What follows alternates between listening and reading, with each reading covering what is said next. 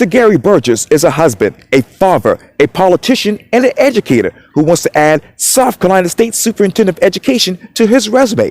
He tells me why he's running for State Superintendent once again for this edition of Quintin's Close-Ups. And if you haven't already, subscribe to my YouTube channel and like Quintin's Close-Ups on Facebook. Dr. Gary Burgess, welcome to Quintin's Close-Ups.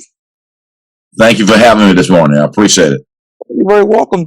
I know that you are a former politician, you're an educator, you're a husband, a father, and obviously you're now a candidate for the South Carolina State Superintendent of Education. And I know that in 2014 you ran as a candidate as well.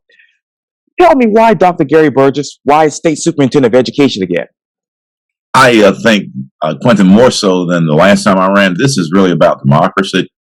We have a group that is actually trying to impose its will on the public through the public school system, and they're trying to lock everyone else out from having a voice. So I think it's about actually taking public education back from the extreme right, not letting it veer it off too far to the left, and centering education, balance it where it should be so we can educate our kids. I think most people are like me. They simply want to educate kids. They want to stop the fight and say why we're not teaching our kids what they need to know in the public schools. I often tell folk that it's like going to a house of faith, in particular a church, and they pray, and folks say, we're going to pray? Why would I tell folk in school we're going to teach reading, writing, and arithmetic? Think about that. To me, that should be a given. This is what we do. We're preparing kids to be literate, preparing kids to be good citizens. So that's why I'm running this time. And I see that there is a concerted effort to actually destroy public education in the state. What do kids need to be taught right now? And from my research and what I do, they need reading, writing. They need to understand mathematics. They need to understand the civil society that we live in. And of course, because we become more global, unlike me, kids need to be taught a foreign language and exposed to the arts. So I think that's what children need to be taught. What is the state of public education? When you say the state of public education, is a wide open question. The state of public education for some students is extremely good. I think I read an article yesterday in a newspaper where the academic magnet school is the second best school in the nation. And then there are students who live along the corridor of dignity where they've been underfunded historically. Because as you know, if you are the descendant of a slave, poverty was actually imposed upon that group of folks. So if you're Black, your ancestors were slaves, and there's a co-joined twin called poverty. And we have to recognize that. But on the other hand, we have to fund schools, but we have to make sure we expect students to learn because they're capable of learning. That simply because you were born into poverty does not mean you cannot achieve and excel. And we cannot have a missionary mentality. Oh, we're going to help these poor children. No, we're going to teach these children because these children are our children. And what else do the kids need to be taught these days? As far as? Yeah, you talked earlier about getting, well, when I was in school, this is 25 years ago, we were, obviously required to get a, foreign language and get math and reading and whatnot. But what else do kids need to be taught these days? I think, again, that children need to be taught how to cooperate in the public square in a democracy.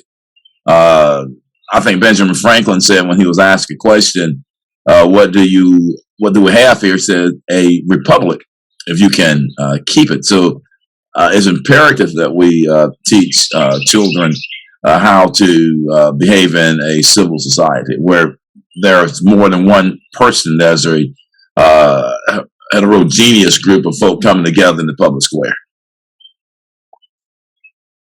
Obviously, I left high school in 2004, but what is the biggest difference from education from then to right now? The biggest difference is that we have bad laws, I think, and bad policy. When I was a teacher, and I'm still a certified teacher and a certified district superintendent, we were taught a Latin phrase in locos parentis, that when they dropped Quintin off at the schoolhouse door, I became the parent, the parent substitute. And as the parent substitute, then I would be able to deal with Quintin the way the parents do and not be threatened by every time I raise my voice at him. Or if I walked over and said, Quintin, sit down, and put my hand on your shoulder. We have laws that threaten the ability of teachers to teach, and it pit the teacher against the kid, against the parent. It pits the parent against the teacher, and you have this war going on when I think a lot of times teachers are really afraid to actually teach kids, or that may be an excuse. Now, I'm not known of a teacher in my years to be sued because they actually said, sit down. Why? Because I said so. That's what parents do, correct? But I know of teachers who have been forced to resign because there may be an outcry that they may have said something to a kid that was considered not to be appropriate. But in human interaction, you want to always be nice and smile, but sometimes you have to tell folks, you're on my last nerve. Sit your butt down and do it now, because we have some lessons to cover. You don't have time to argue with a kid like me for 15 minutes about why I need to do something. At some point, somebody has to take charge, and that needs to be the teacher. And I think that's the biggest thing I see with public education. And with public education, Dr. Burgess, what else are the other fears that you foresee coming when it comes to public education? Repeat that, Quintin. Yes, sir. Sorry about the wind outside here. But when it comes to public education, what are those other fears that you foresee coming? Other affairs? Other fears that you foresee coming? Well, I think, again, going back to what I said earlier, I think the public schools have become ground zero for the cultural wars. And because the culture wars are sucking up all the air in the system, it appears that public schools are not doing their jobs. I'm working with a small school district over in Florence now, Timmonsville, that the state superintendent has taken over. She doesn't have the authority to do that. The law that goes into effect July 1st, but then even in July 1st, you have to collect data for 3 years, so it really doesn't take effect to 2025. Yeah. So we have these cultural wars that are going on, but in that little school district, there's a young man that graduated about 19 years ago from Timmonsville High School, who is now the commander of a warship. And I tell folks, I graduated from high school in Inman, South Carolina, Spartanburg County. I'm a Wofford College grad, Covert University, Clemson, USC, Columbia. And I don't know anybody that graduated with me that has commanded a warship. But this is in a little small rural South Carolina, a district that is poor, they say, and a district that is 100% of the kids are probably on free or reduced lunch. So because we have these culture wars happening, then folk who are involved in these culture wars would see the public schools are failing, because you have one person or a small minority of folk that may have done something adverse or something that was not correct, and then the entire public school system is painted has been ineffective. Who else is involved with these culture wars? I think there are people on the right, politicians, because they want to get elected. I think as I travel the state, even as a candidate for public education, that my friends who are running for this seat are involved in that war. I try to be true to myself, but in different audiences, people say different things. So you're saying, "Oh, well, you're the same person that was in this audience with me yesterday." So I think political candidates are in the war. because they have to be funded. I think they're trying to play to a base, and that base, I believe, is a fraction of the larger body politic in South Carolina in particular. What is your base?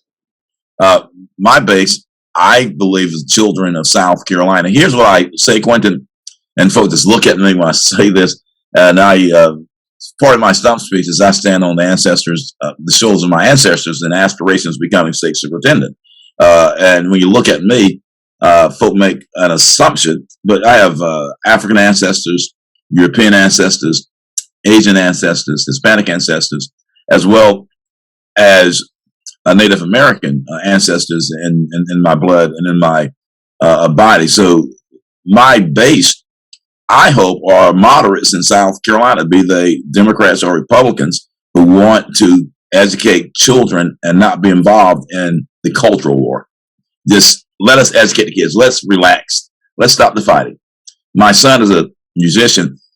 Excuse me. I asked him, I said, listen, so I'm not a musician, but there's a thing called, called harmony. And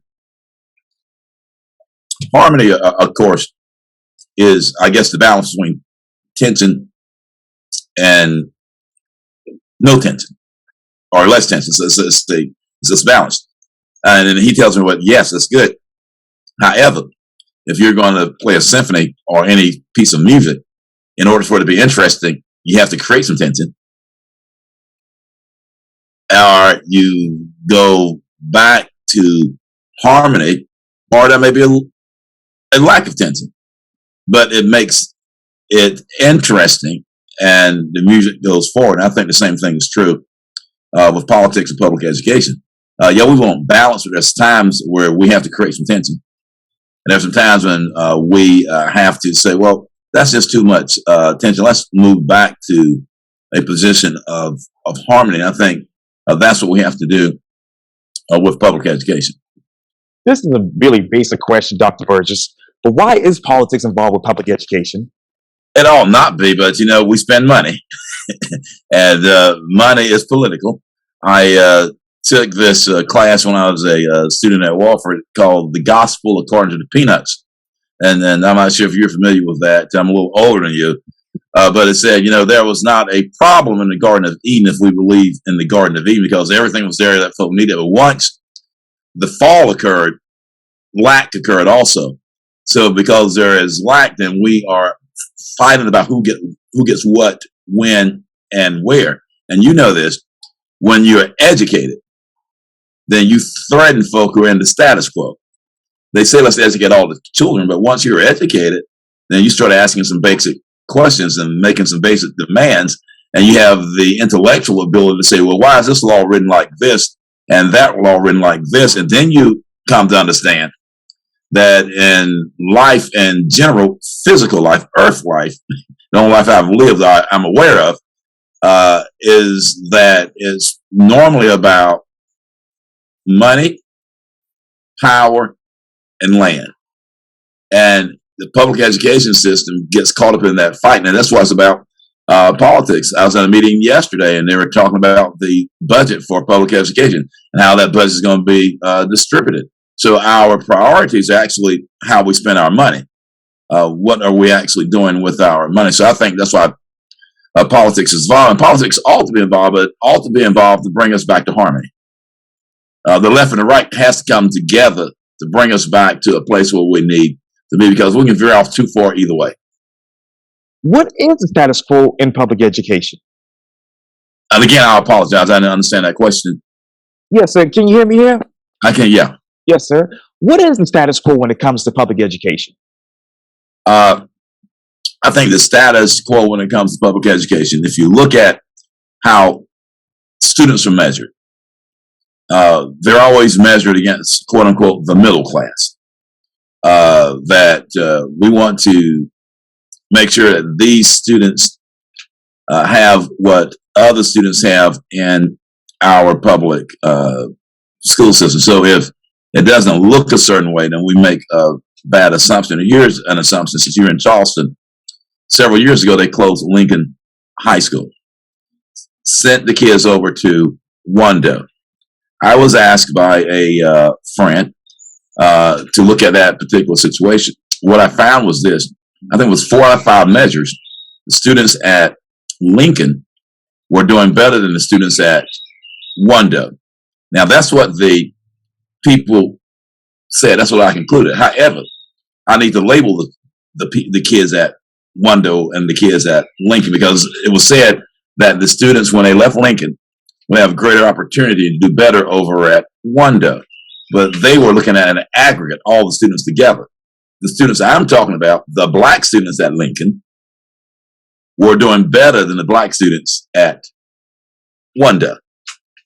And the issue is, yeah, you have all these great programs in these schools, but do the kids who are quote unquote economically disadvantaged have an opportunity to get into these programs you say they have access to? But you only have access to those programs, you can jump barriers and folk want into those programs. I was also talking to the same person. Apparently those kids that left Lincoln are now struggling at Wando, because the research says that students do better in their local neighborhood schools where folk know them, where folk understand them. And to simply to send a group of students to a large school, I think Wando may be the largest high school in the state, that they get lost. They don't know how to navigate the system. That, yeah, we say we're going to give you opportunity, but we have kids who've always been here, and they're the ones that we're going to give opportunities. That's not said, but that's the undercurrent. And as a result, I'm sure if I did a study today on that those students would not be doing as well as they were doing in Lincoln. In fact, those students that meet that demographic are not doing well anywhere in the state as a group. Yes, sir. And you earlier, I want to go back because you talked about money, obviously, and what you need, obviously, for a campaign, or Right. even your fund education in general. How much ESSER funds have gone to each district in the state of South Carolina?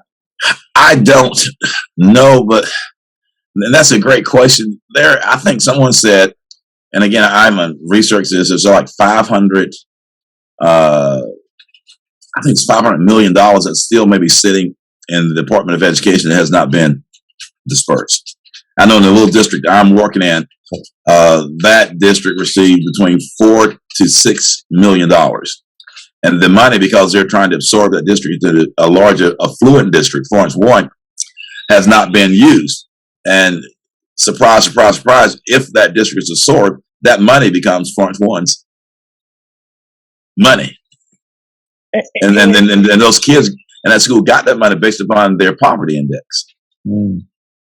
So when you ask that question, I'm not sure of the exact numbers. I don't want to give an exact number, but billions of dollars is what we know. What is the current poverty index in most of these counties in the state of South Carolina? You know, South Carolina is basically a poor state. I think about 46% of our population, particularly our students, are in poverty. So being an impoverished state, we would get more money. But I want to be plain and clear about this. Okay. When it comes to academic performance. Okay. Because folk will say, you know, those are poor kids. I grew up poor, but I knew I grew up in a different era. I didn't know I was poor. I've been the superintendent of the school district where we had kids who were in poverty, 2 Title I schools. And one Title I school outperformed the other Title I school. And I said, why is this? And we said that poverty is the issue. One of those schools was a majority white. The other school's majority African American. If poverty was the issue concerning student achievement, then I would assume that those kids would have equally underperformed on academic tests or standardized tests. It didn't happen. But I know why it didn't happen. It did not happen because the folk in one school could actually identify that population. They understood that population. And the other school, we had well-meaning teachers, so forth. But when it came to academic excellence, you know, folk made allowances for those kids. So they're poor. They may not be able to perform. But it was the same level of poverty in both groups. And I know we want to say and actually believe that we're colorblind, but we're not. And I hear folk say, well, Martin Luther King said, judge folk on the content of their character, not the color of their skin. And they misinterpret that. Martin Luther King never said not to see skin color, because in America we see that. What he said was, don't judge me based upon that. And what happens a lot of times in schools that are majority African American, I think we go in with a missionary mentality that we got to help these kids. They don't know any better. And we assume that poverty with those kids also is connected with intellectual ability. And those two things are not connected. I can guarantee you, Quintin, you and I, with the right teachers and the right policies, we can come in any school in Charleston County and probably turn it around in 1 to 3 years. And what is usually the turnaround rate for most of these underperforming schools in the state of South Carolina? They don't turn around for the most part. Molly Spearman has taken over Allendale County, Yes. Williamsburg County, Yes. and she's trying to take over Timmonsville. They've been in Allendale twice. In Williamsburg County, they're getting power back, but they have not achieved, I think, 2 of the 7 standards that was set. And in Timmonsville, it's no longer about academics, which is interesting. It's now they don't have the population base or the money base, but they depopulated the school by giving kids the opportunity to go to another school district. And then they say, oh, you don't have enough students, with those students left, believing that there was a consolidation was going to take place that we don't know if it's going to take place, not because we're fighting it like cats and dogs. So the turnaround rate when folk come in from the outside is very low. But if you hire the right people, get the right leadership in the school, it can be turned around. And the turnaround rate is excellent. I was in a school, I won't call the middle school's name, but it was like in the bottom 5th percentile in mathematics and English when I got there. When I left, we won the Blue Ribbon Schools of Award from the National Blue Ribbons Program, Palmetto's Finest, the whole 9 yards. And it had nothing to do because people were saying, y'all got those really middle-class students because we were in the orbit of BMW. The kids were the same. Kids were the same.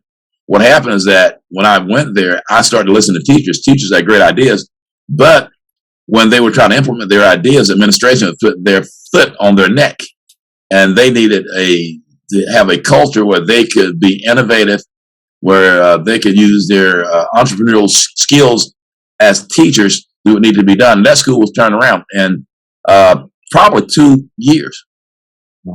And I want to talk to more about the teachers in just a minute, but let me ask you, what is the overall student achievement rate in South Carolina for students?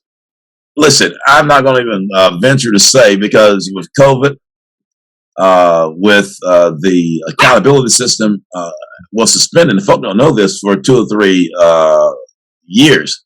But I will just give you a generalization. We're stacking up students by demographics, correct? And by gender.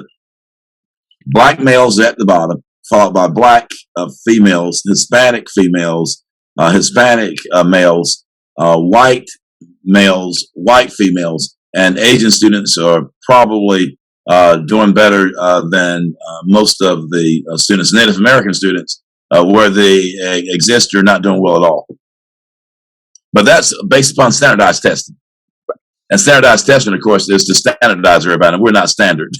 Everybody's different. Let me ask you this, Dr. Burgess. How would you raise the per pupil funding for all public schools to at least the national average? Again, I was at a meeting yesterday, and it's like a $13 billion state budget.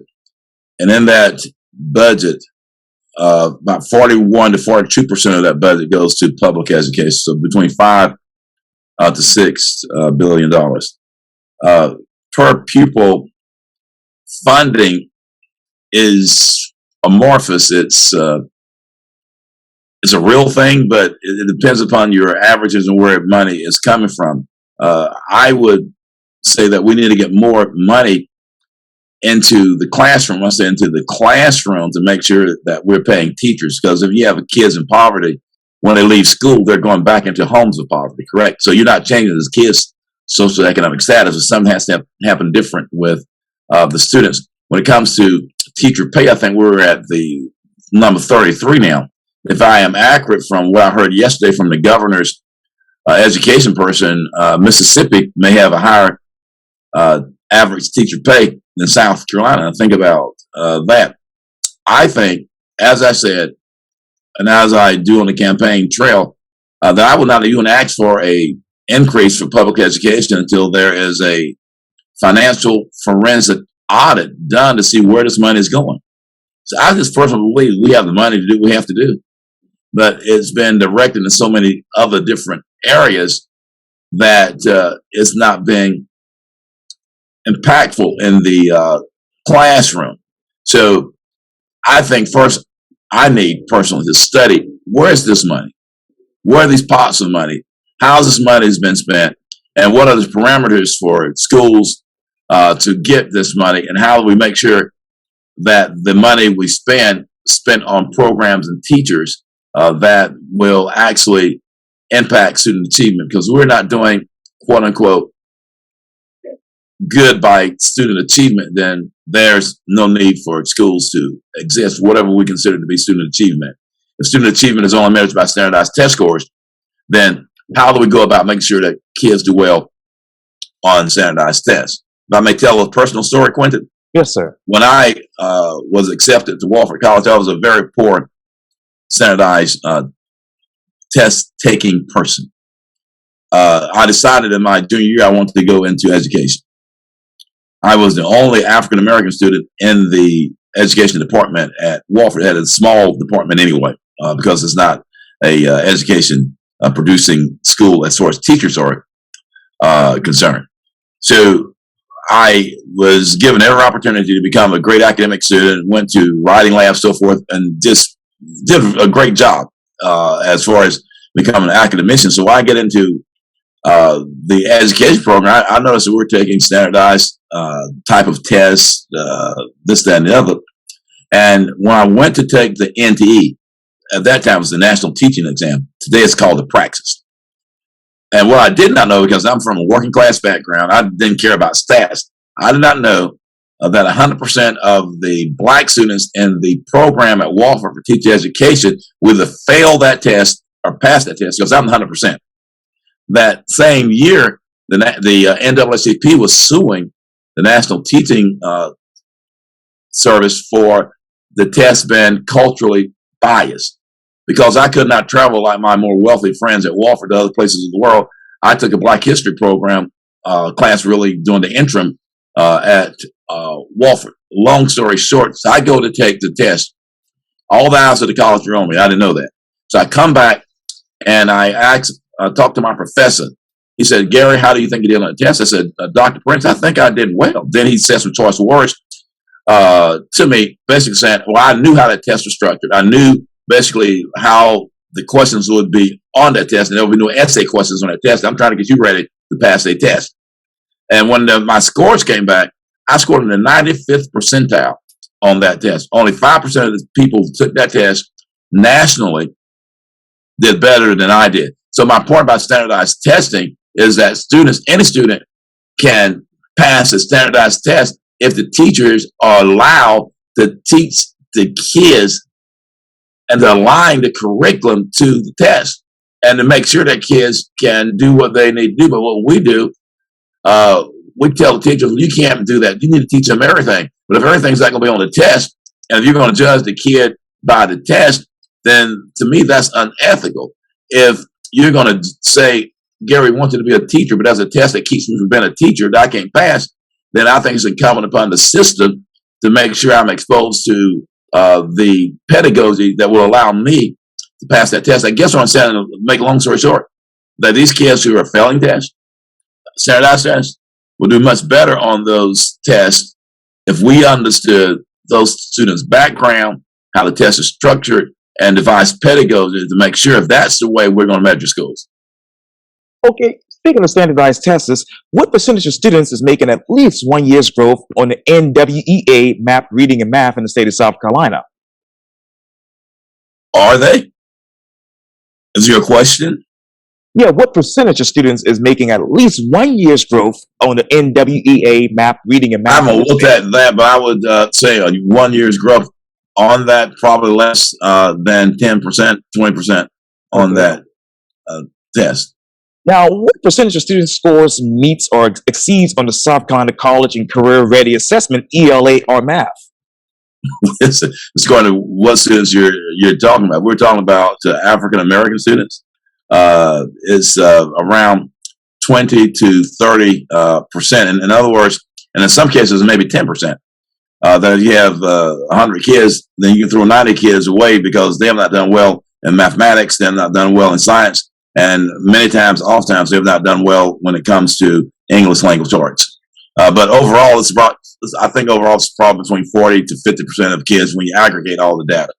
Now, what percentage of students scoring met or exemplary or on the South Carolina Pass Science and SC Pass Social Sciences?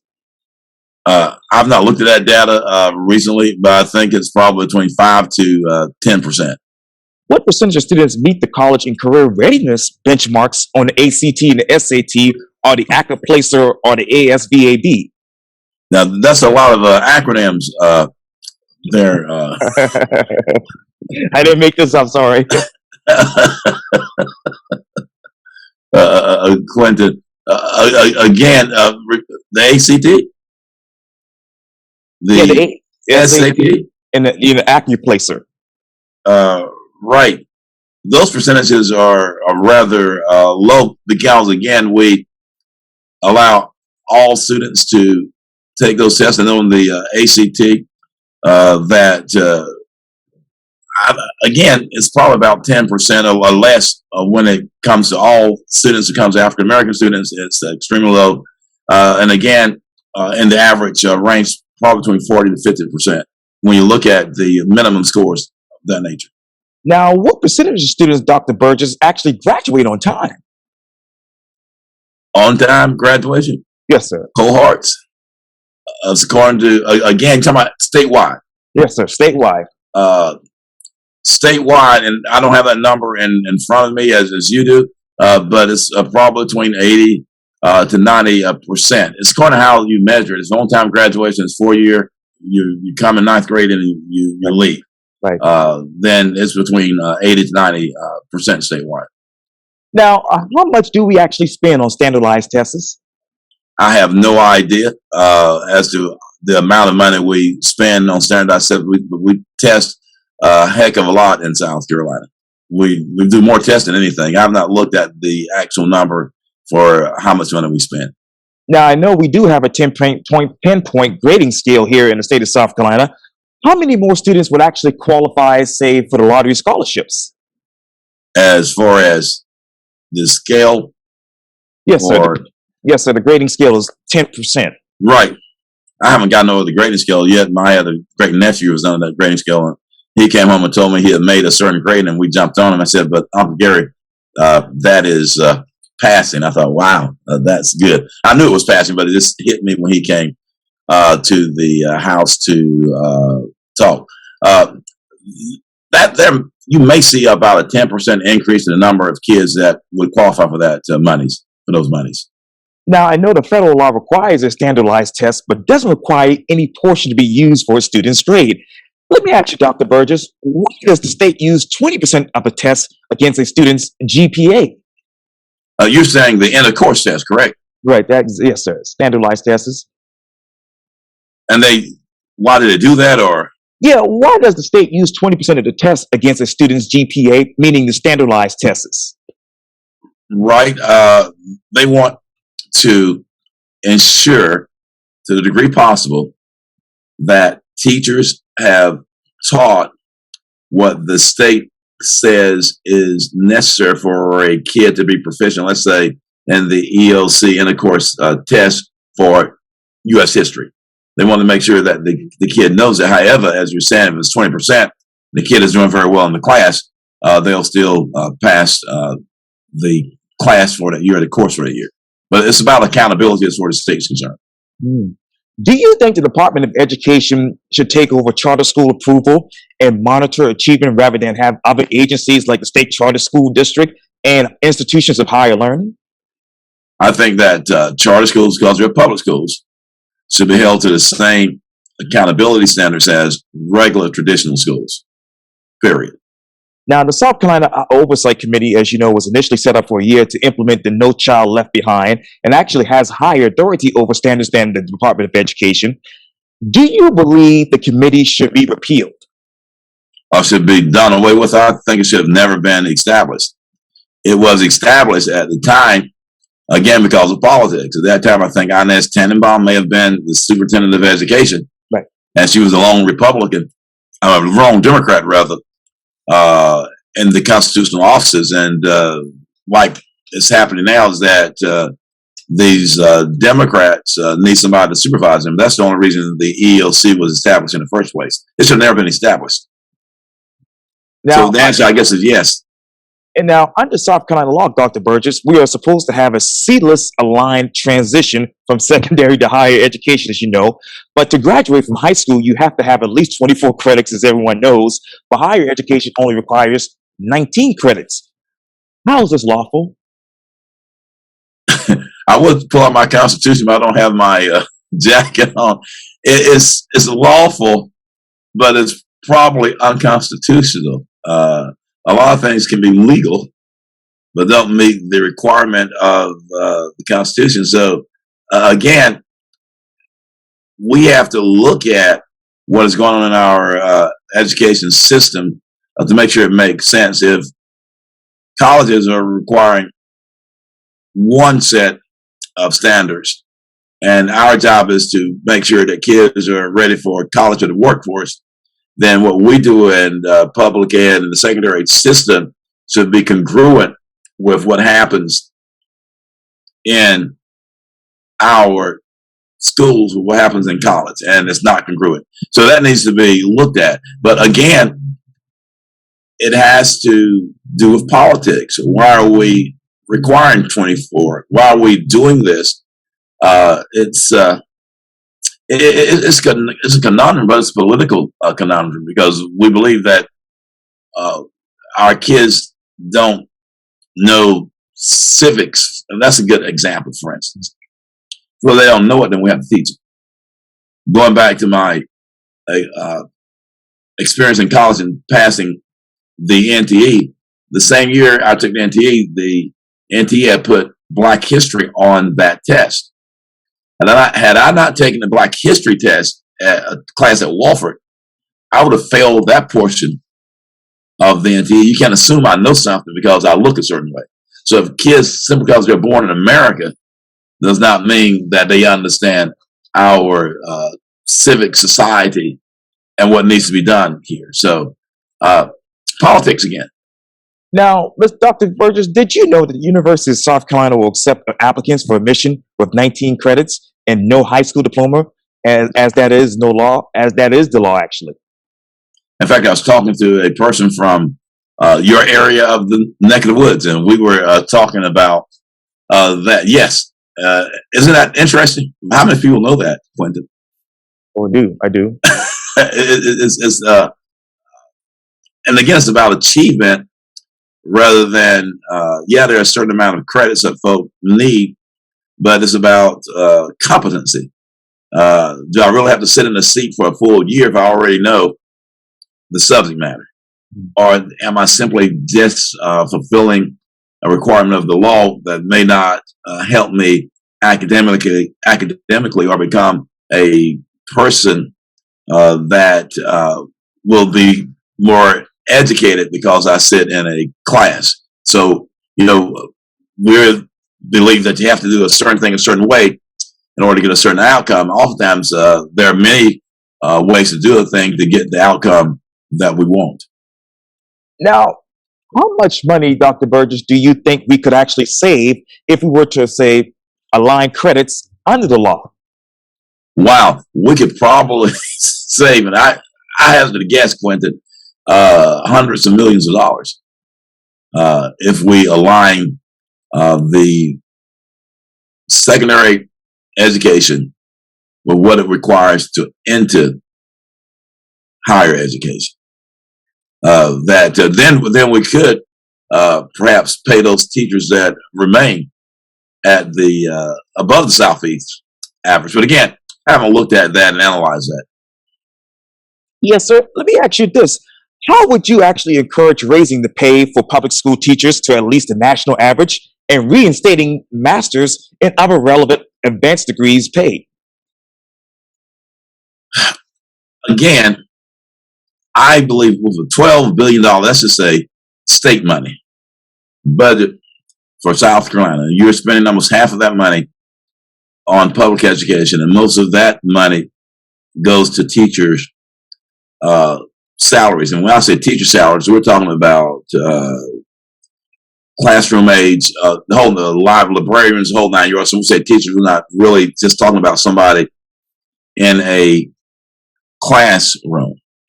But I believe, again, going back to what I said earlier, that we need to have a comprehensive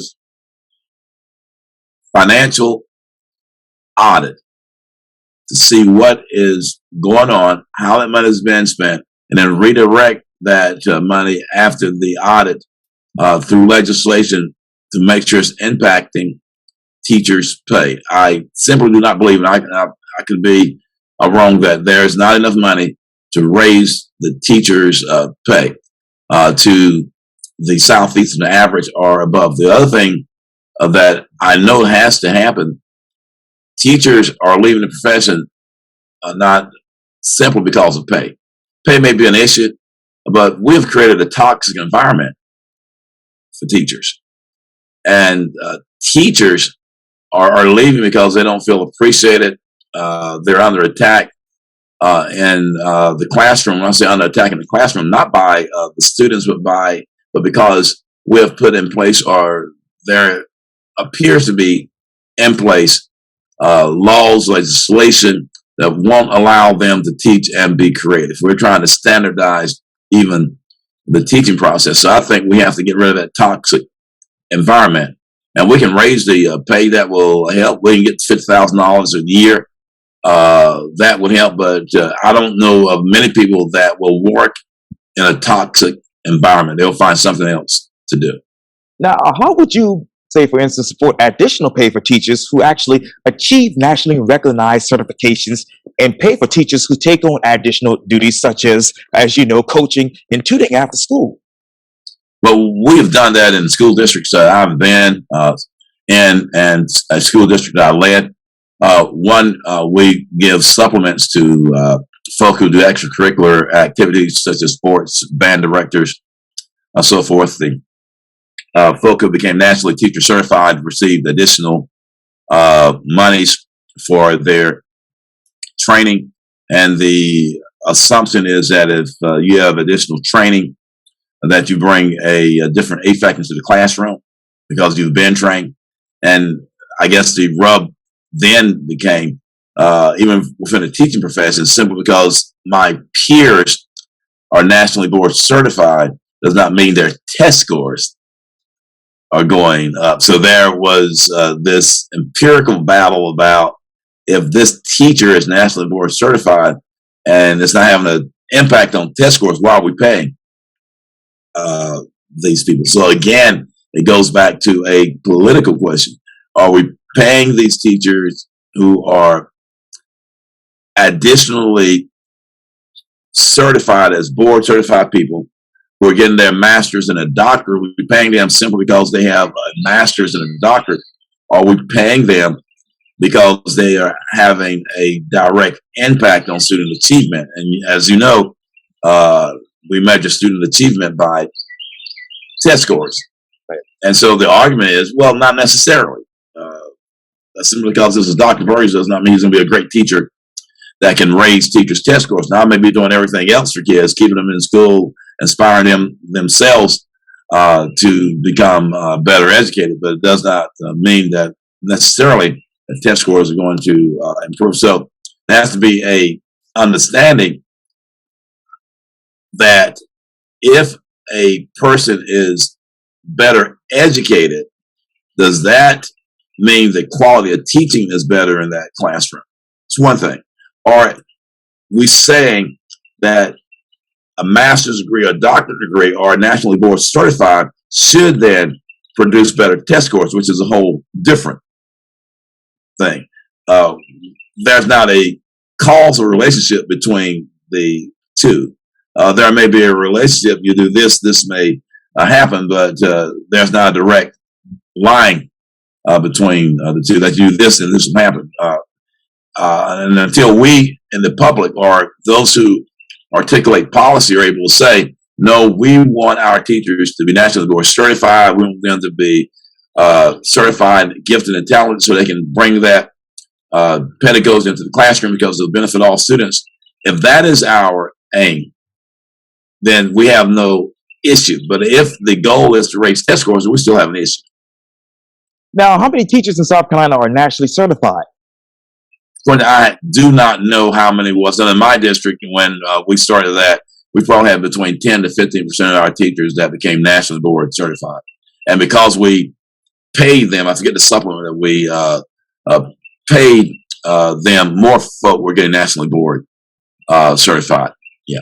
Now, how would you increase the number of, say, school counselors, school psychologists, social workers, and school nurses for all public schools to at least the recommended national ratios per pupil? I will do what we're doing in Anderson County. I'm on the board in Anderson County, and the county board supplements the pay to schools for psychologists, for social workers. We also directly hire folks to go into schools. And like most districts, I would assume across South Carolina may have some type of contractual relationship with mental health in those particular counties. So that's definitely needed. But again, those are things that a forensic financial audit would help us. Where's this money going? Why is it being spent here rather than there?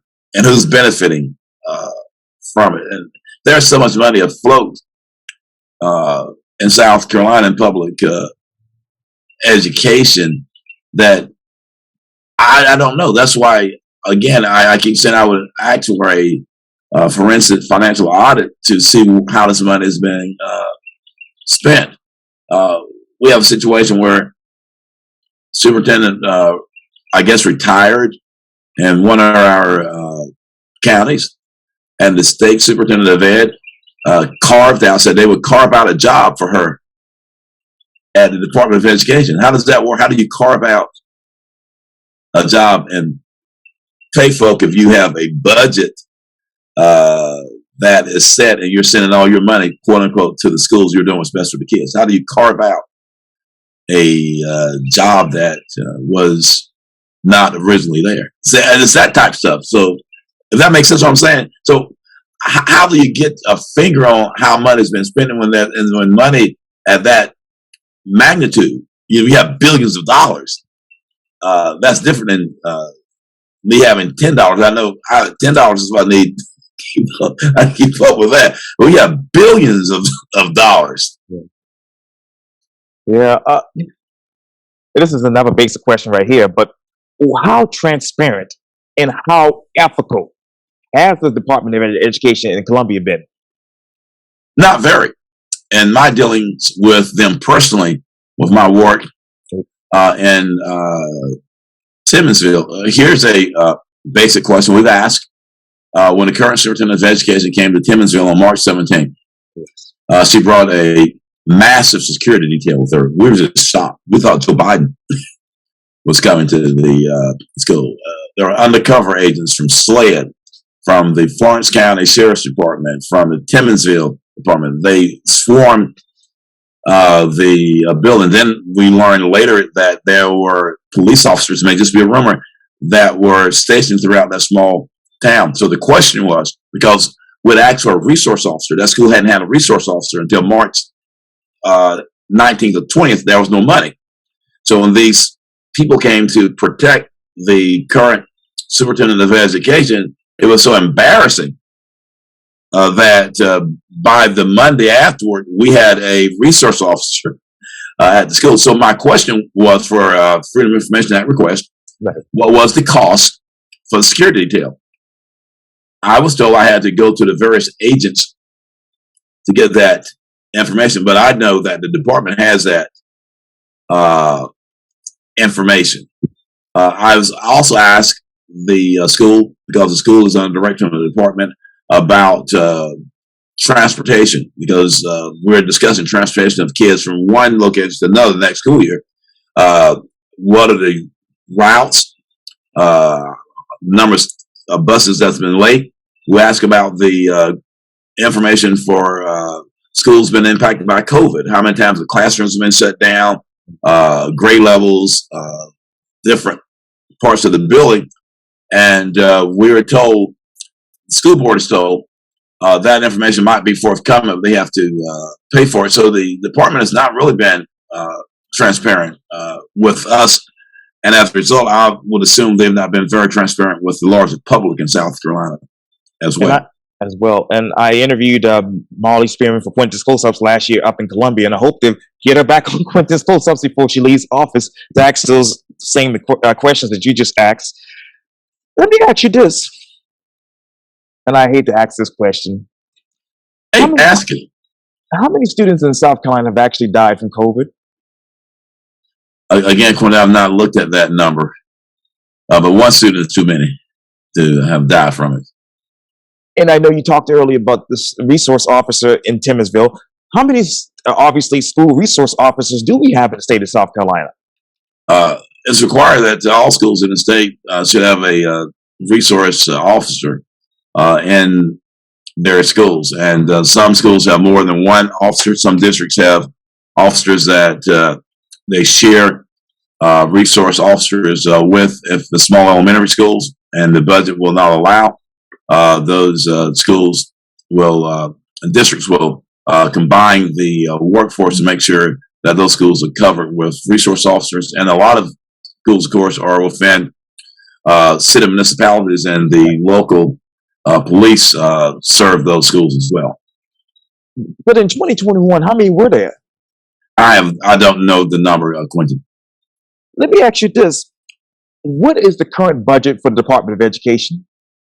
The current budget for that department is about $4.6 billion. That's the state money. With federal monies, it may be close to about $25 billion. Now, how many students are actually in the state's school system? I don't know the exact numbers, about 758,000 students. Now, I know earlier you talked about obviously teachers, and some of them are obviously leaving the profession for certain reasons. How many teachers have actually been retained in South Carolina in 2021? How many teachers been in what now? What is the retention rate for teachers in South Carolina? Well, I don't have that number, but I think we're like 1,000 teachers short throughout the state. And we say retention rate, as far as folk leaving the profession or going from one school to another school, I'm not sure of that number. Let me ask you this: in regards to teachers' pay, should the teachers' pay raise be an average of 5% over the next 2 years? I think they should actually get 6% over the next years. We should be working toward the next decade. In fact, maybe we'll do it earlier than that to make sure the average pay is $50,000 a year. This has to be done, but it has to also be done without taxing the taxpayer to death, without having open rebellion, because we're not considering the ability of taxpayers to pay into the system, not only for public education, but the other areas that tax dollars depend upon. So yes to your question, but it needs to be at a pace that will get us to $50,000 a year for teachers, while at the same time adjusting policies and procedures and laws that create a toxic environment for teachers and for parents when they interact. Now, what is that pace right now? I'm sorry? Yeah, what is that pace right now? That pace as far as? Trying to get the teachers paid to where I think we're around probably about 3%, but it depends upon the budget year.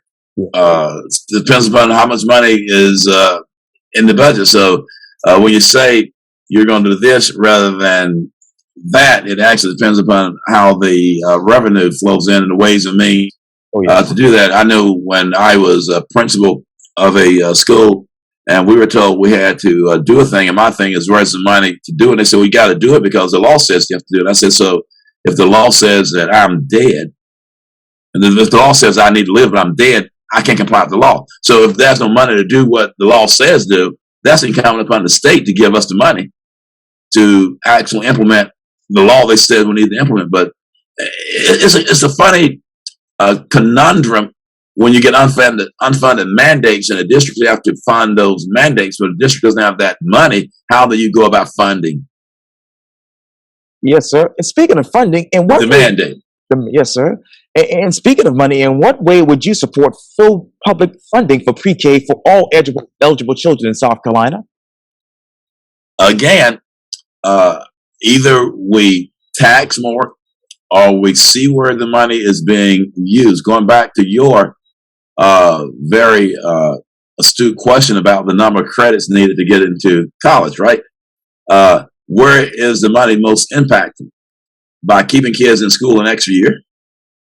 Or do we shift money and say we need to make sure we have pre-K programs throughout the state, full-time throughout the state in every school district in our state? So how do we get the money, and how do we make sure that money is allocated to where it's needed? Again, Quintin, I believe that there needs to be some type of forensic financial audit to see where is this money, how has it been spent, and what makes sense.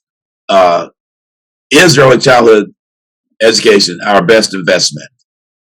Or do we wait and put kids in a penal institution where it costs between $145,000 to $150,000 a year to keep them locked up?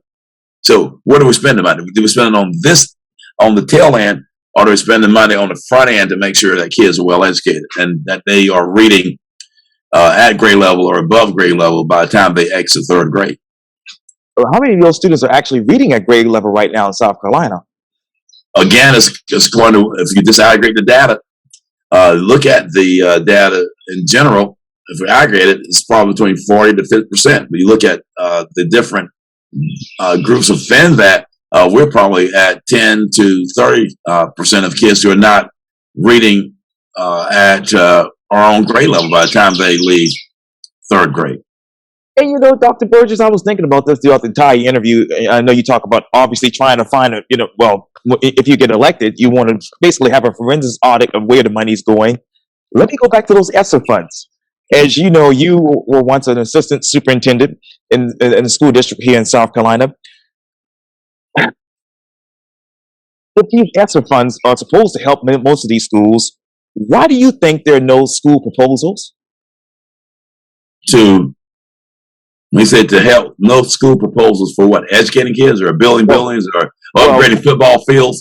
Well, that's what they're doing, right? With the Essa funds. With the Essa funds. As far as academic impact. Well, in regards to the Essa funds, yes. Sir. Okay, so many of the school districts I've dealt with personally, they have used those funds for personal protective equipment. Yes. They're using some of those funds to help with reading programs, so forth. But the most, I guess, visible thing that schools have done, they have used monies where they could use monies to upgrade their HVAC systems. I think in some cases they've even built sports facilities, right, with those funds. And I think, in my opinion, that money was actually given to impact student learning. And I'm not sure at this point how much of that money has been used for student learning. But again, like all money that comes from the federal government and state government, there's a caveat with it. So when we hear folks that we're going to give South Carolina a certain amount of money, billions of dollars for COVID funds to have an impact on student achievement, the public hears student achievement.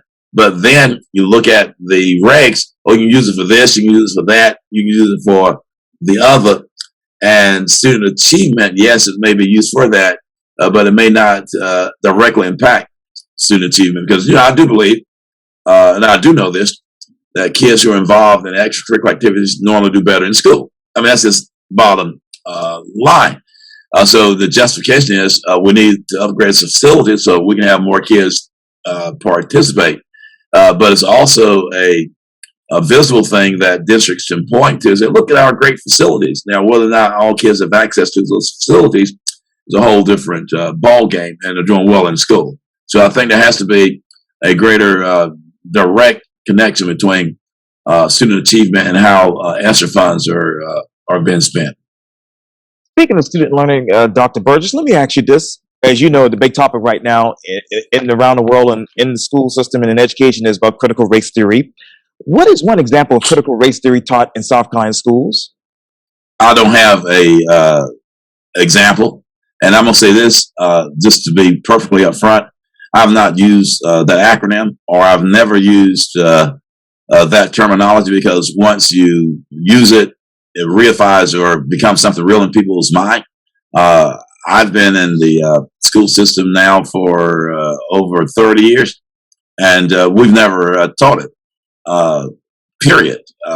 And that debate again is a false flag. That debate is about the culture wars, and in my opinion, well, I know that's not really opinion. It's an attempt to kill the public school system.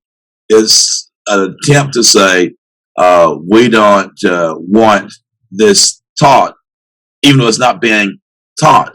So politicians are actually gaining followers by promoting something that is not happening. We do not teach that theory in our schools, and even if it's taught, it's still a theory. It's kind of like evolution, right? It's a theory, and a theory.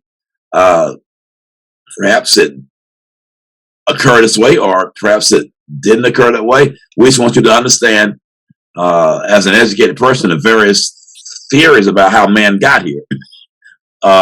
So I don't even, I won't even use the acronym, Quintin. That's where I am. I just don't even talk about it. But let me ask you this though. But can you at least give me one example of one school district that actually teaches this? There's no school district I know of teaching. Do you know of any? And I know you're an interviewer, but I don't know of any school district that teaches that. I don't know of any school that teaches it. I know of schools that teach different perspectives of different concepts, but a school that promotes that theory, a school that stands on that theory, a classroom, I don't know of any. There may be some, but I don't know of any. Now, what schools that actually teaches those concepts that you think of? I don't know of any. That's what I'm saying. I don't know of schools that do that. We teach critical thinking. We expose kids to different ideas, but to say that one is teaching that theory is not accurate. It's disingenuous. It's a fight that folk want us to be in that we don't need really to be in. Dr. Gary Burgess, thank you so much for your time. And again, welcome to Quintin's Close-Ups. Well, thank you. And I enjoyed the interview, enjoyed your questions. You have a great day. Thank you so much. I really appreciate it.